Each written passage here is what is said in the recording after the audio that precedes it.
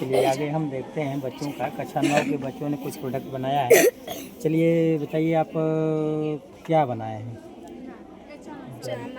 हमारा प्रोजेक्ट जल चक्र पर आधारित है और जल जीवन का आधार है। इसी को हमारा प्रोजेक्ट दर्शाता है। जल का जलमंडल, स्थलमंडल और वायुमंडल के परिसंचरण की क्रिया को जल चक्र कहते हैं।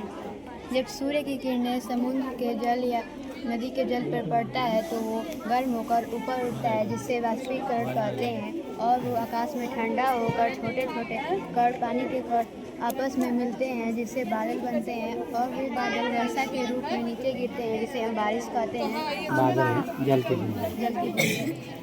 और बारिश का पानी स्थल पर नदियों में, तालाबों में और नदियों द्वारा बहते हुए सागर में मिल जाता है। और इस जल की प्रक्रिया को जल चक्र कहते हैं। जल चक्र का हमारे जीवन में बहुत ही महत्व है। जल चक्र अगर नहीं होता तो पृथ्वी पर सारा जल समाप्त हो जाता है।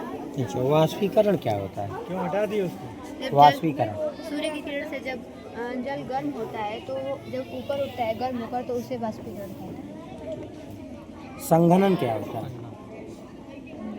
ऊपर उठता है तो वो ठंडा होता है, आकाश में ठंडा होकर मतलब फैलता है। तो उसके जब पानी के छोटे छोटे कण होते हैं वो आपस में मिलते हैं, तो उससे बादल बनते हैं, उसे संघनन कहते हैं। जल पृथ्वी पर कितनी मात्रा में पाया जाता है? प्रतिशत 71% जल पाया जाता है। तो कितना भाग? 29%। ठीक है।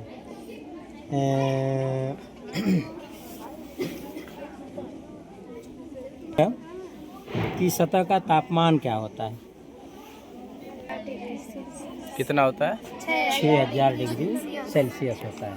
बहुत अच्छा, आप लोगों ने ये आप लोगों का है।